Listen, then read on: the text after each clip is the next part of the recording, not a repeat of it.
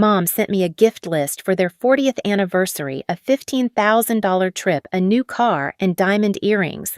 I was at my desk when the email popped up, subject line Anniversary Ideas. I thought it'd be a dinner suggestion or flowers. Instead, it was a shopping list from hell with my name in parentheses next to every luxury item. I read it twice, hoping I'd misread the numbers. I hadn't. My parents wanted me to buy all three. My hands actually shook. I could feel heat climbing up my neck. But that email was only the beginning. I'm Amelia Hart, 37, and if you'd met me 5 years ago, you'd never guess I'd end up running a vintage furniture business that ships pieces all over the country. Back then, I was broke, newly divorced, and working 12-hour days trying to keep a tiny shop alive. Now, I own 2 locations, a solid online following, and more money than I ever thought I'd see. I used to think success would buy peace. Instead, it bought me obligations. My parents, Linda and Richard, are both retired. My younger brother, Ethan, is 34 and still finding himself. My sister, Chloe, is 30 and loves posting brunch photos with captions about hard work, even though her rent is paid from my account. Over the years, I became the person everyone called when a bill was due or a small emergency came up. It started with good intentions, Mom's arthritis medicine, Dad's car repair, but slowly, their thank yous turned into expectations. Every month, I sent transfers without fail, $2, $800 for my parents' mortgage, $650 for Ethan's truck payment, $1, $900 for Chloe's apartment. Over $5,000 leaving my account like clockwork. I told myself it was family, that I was lucky enough to help. But sometimes when I closed my shop late at night and saw the invoices piling up, I wondered why nobody ever asked how I was doing. So when that anniversary email came, I tried to stay calm. I called Mom, hoping there was some misunderstanding. "Hi, Mom. I just saw your email," I said, forcing a laugh. "Pick one thing from that list and I'll make it special." She didn't hesitate. "Oh, honey, you're being silly. We want all three." The words landed like ice water. I actually pulled the phone away from my ear, waiting for her to laugh and say she was kidding. She didn't. She kept talking, her tone half sweet, half condescending, telling me how proud they were of my success, how a little generosity would show appreciation for all they'd done. I looked around my office, the shelves lined with antique clocks, the smell of old wood and polish, the space I built from scratch, and felt a wave of disbelief. Did she really think I owed them a luxury car and a trip to the Maldives? I wanted to yell, but my throat locked up.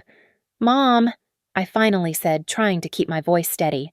"That's a lot. I can't buy all three. Please just pick one." Silence. Then a sharp inhale. "Amelia," she said, her voice suddenly cold, "after everything we've done for you, you can't do this one thing." My stomach twisted. I'd heard that tone before, the guilt weapon every child of manipulative parents knows. I ended the call before my composure cracked. For the next hour, I just sat there staring at the monitor, watching the cursor blink on an empty invoice. I felt small again, like I was 16, begging for permission to have my own opinion. That night, I told myself it would blow over. Maybe she was just caught up in the excitement of their anniversary. But deep down, I knew better. This wasn't a misunderstanding. It was a pattern. The next morning, I woke up to a flood of messages in our family group chat. "Ethan, come on, sis, just buy them the stuff." They raised us. "Chloe, you make more in a week than I do in a month. Don't be cheap about Mom and Dad's anniversary." My chest tightened. I hadn't even told them about the call. Clearly, Mom already had. I typed a response, deleted it, then tossed my phone on the couch. The smell of coffee filled the kitchen, but it only made me feel queasy. I couldn't shake the sentence looping in my head. "You're being silly. We want all three." That tone, the arrogance of it. At work, I tried to distract myself reorganizing a cabinet of mid-century lamps. Every brass handle I polished, every receipt I folded, I heard her voice again. By noon, I was exhausted, not from labor, but from trying not to explode. My manager, Nora, noticed. "You okay?" she asked. I forced a smile. "Family stuff." She nodded like she understood, but she couldn't. Unless you've had someone guilt-trip you in the name of love, you don't know how it feels like drowning while someone holds your head under and tells you it's for your own good. That evening, Mom called again. I hesitated before answering. Amelia, we were talking, and your father agrees. She began her tone, brisk businesslike. The car would be more practical than the trip, but of course we still want the earrings too. Mom, I said quietly, I already told you I can't afford all that. She laughed the same dismissive laugh that had once made me feel 5 years old. Oh, stop it. You can afford it. You're doing so well, darling. Don't make this awkward. Something inside me snapped not loud, but final. You're asking me to spend over $50,000 because you feel entitled to it. Don't you dare use that word, she hissed. We gave you life. We supported you. Now it's your turn. For a moment I couldn't speak. The sheer boldness of it left me stunned. Mom, you didn't pay for my degree or my store or my rent when I started out. I built everything myself. Enough, she cut me off. You've changed. Money's made you arrogant. When I hung up, my hands were shaking. The phone buzzed again, more messages, more guilt. Mom's upset. You broke her heart. Dad's not feeling well. Are you happy now? I wasn't angry anymore. I was empty. Years of quiet resentment settled into something solid, something new, clarity. By midnight, I sat on the edge of my bed, scrolling through my banking app, looking at every automatic payment I'd been making for years. Mortgage, truck, rent, one after another. The next morning, I knew exactly what I had to do. That night, I didn't sleep. I lay there staring at the ceiling, the blue light of my phone flickering across the room. Every notification made my stomach twist tighter. I finally sat up, pulled my laptop onto my knees, and opened my banking dashboard. Rows of scheduled payments glowed on the screen, neat and automatic, like a silent contract I'd signed with guilt. For years, I told myself these payments were love, but looking at them now, they felt like chains. Mortgage for my parents, $2,800. Truck payment for Ethan, $650. Apartment rent for Chloe, $1,900. I hovered over the first one, took a deep breath, and clicked cancel. Then the next. Cancel? And the next. Each click felt like exhaling for the first time in years. When I was done, I took screenshots of every cancellation and attached them to a single message in the family chat. Since I'm so selfish and greedy, I figured you wouldn't want my money anymore. Then I hit send and powered off my phone. Silence. Real, peaceful silence. No buzzing, no guilt, no one needing me. I made myself tea, watched the steam curl into the air, and realized I wasn't shaking anymore. The next morning, I called the restaurant where I'd booked their anniversary dinner. Hi, this is Amelia Hart. I need to cancel the Morrison party reservation for 30 guests. Of course, ma'am, the hostess said politely. There will be a 30% administrative fee. That's fine, I replied, smiling for the first time in days. After the call, I leaned back in my chair, staring at the morning light spilling across the floor. The air smelled like freedom, sharp, clean, unfamiliar. I had just undone years of obligation with a few clicks, and the world hadn't collapsed. By noon, the messages started pouring in, missed calls, voicemails, texts. I ignored them all. The fear was gone. In its place was something steadier, stronger. Resolve. For the first time in my life, I wasn't the one apologizing. I was drawing the line, and deep down, I knew this was only the beginning. By the next morning, my phone looked like a crime scene, 50 missed calls, over 100 unread messages. I brewed coffee, sat at the kitchen counter, and scrolled through them one by one, calm as if I were reading the weather report. Mom, Amelia, what have you done? Call me immediately. Dad. This is outrageous. You can't abandon your family like this. Ethan. Are you insane? My truck payment's due tomorrow. Chloe. The landlord's threatening eviction. You can't just stop paying my rent. Every text was drenched in panic, but none of them said thank you or I'm sorry. Not one. They only cared about what they'd lost. By 10 a.m., the pounding started.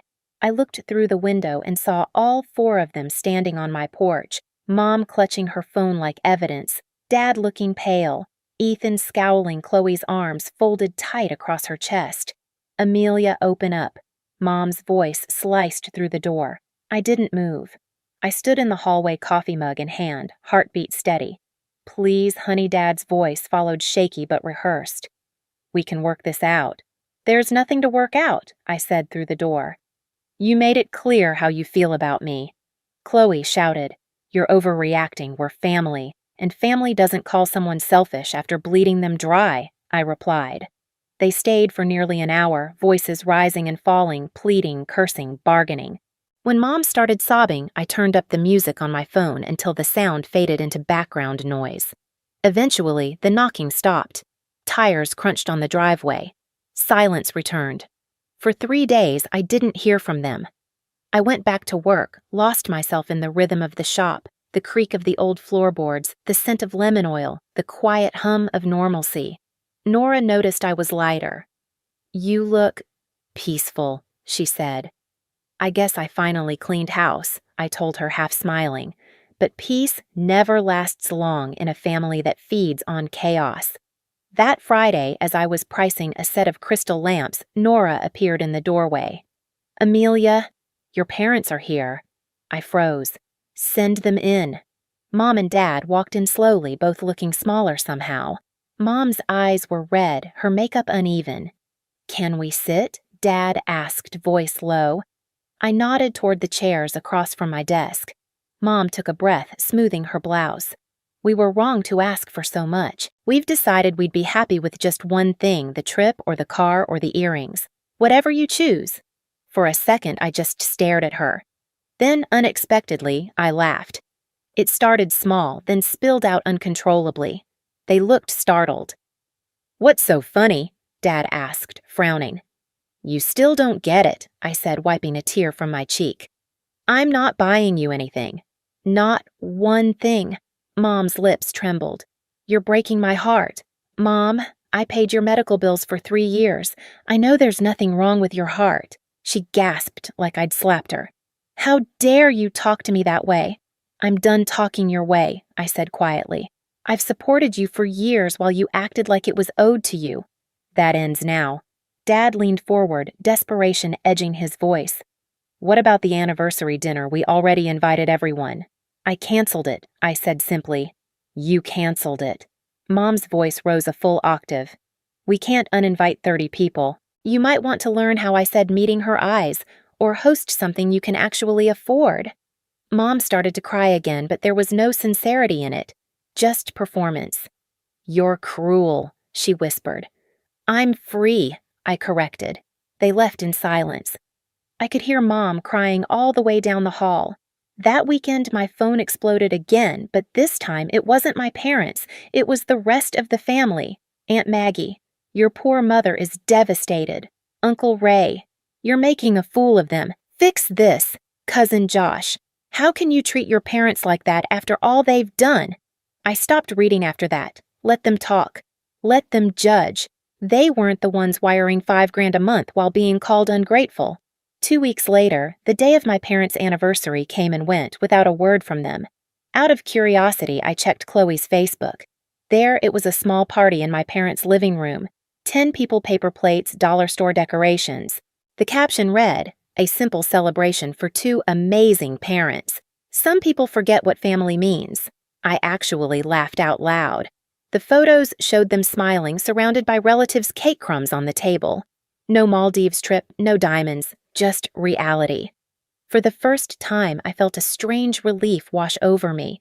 They looked content, almost happy. Maybe this was what they'd needed all along, life stripped of entitlement. But my peace didn't last. 2 months later, I came home to find their old Honda parked outside my gate. Mom and Dad stepped out, faces gray with worry. "Amelia, Dad said we need to talk." I folded my arms. "What now?" "We can't make the mortgage payments anymore," Mom said, her voice cracking. "The bank's going to foreclose." I looked at them, no sympathy left to fake. "That's interesting," I said. "Because for 3 years I paid your mortgage. You should have $100,000 saved."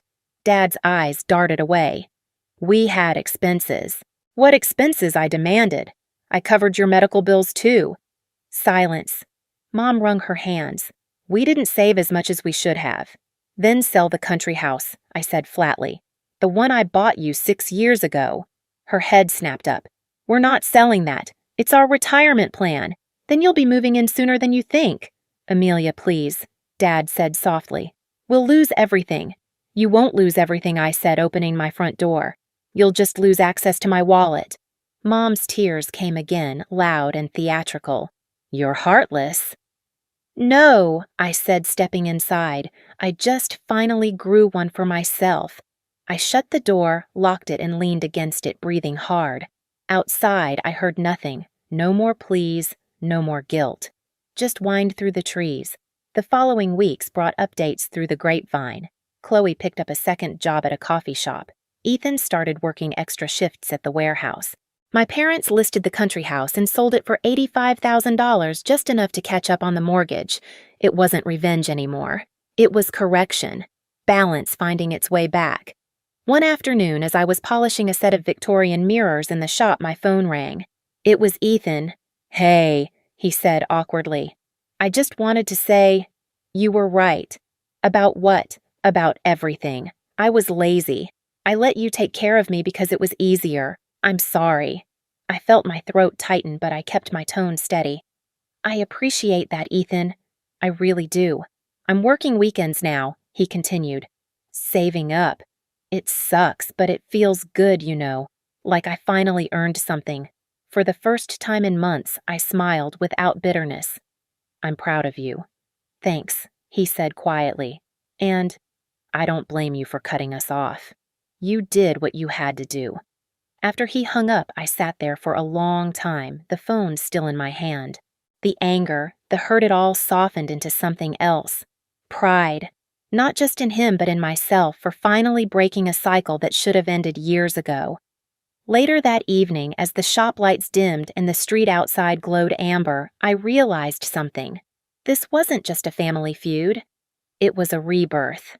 A few months later, I heard from my aunt that my parents had officially sold the country house.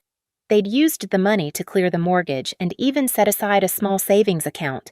For the first time, they were living within their means. No more fancy dinners or weekend shopping sprees. Just quiet, sustainable living. Chloe kept her coffee shop job while climbing the ladder at her firm. She'd stopped posting pictures of champagne brunches and started sharing stories about late-night work sessions and budgeting tips. One day she texted me, "You were right, Amelia. It feels better doing it on my own." I read it 3 times, then smiled. Growth always comes after pain. Ethan dropped by my store one Saturday afternoon. His hands were rough, his eyes clear. He'd paid off his truck and was saving for an apartment. "You remember when I called you selfish?" he asked. "Yeah."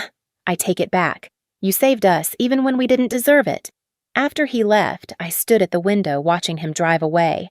The autumn light poured across the showroom, glinting off the brass and glass pieces I'd restored myself. My life felt uncluttered for the first time, not just the rooms, but my heart. As for my parents, we still weren't close. They sent a Christmas card, nothing handwritten, just wishing you peace. And in a way, they'd finally given me that. Peace. Sometimes I thought about that email, the gift list that started it all. I used to think it was the moment everything fell apart, but maybe it was when everything started to fall into place. The following spring, I signed the lease on my second store in the historic district downtown. The air smelled like new paint and coffee from the cafe next door. As I stood in the empty space, sunlight hitting the glass displays, I realized this was the first time in years I was building something for myself, without guilt, without strings attached. I thought about that email again, the one that once felt like a curse. It wasn't a demand anymore. It was a reminder of the line I finally learned to draw. Setting boundaries hadn't made me selfish. It made me sane. If I've learned anything, it's that love without respect is just dependency dressed up as duty. And peace doesn't always come quietly, it sometimes comes after you hit cancel. So if you've ever had to cut someone off to protect your peace, know this: you're not heartless. You're healing. Share your story in the comments. And hit subscribe because the next one might sound a lot like yours.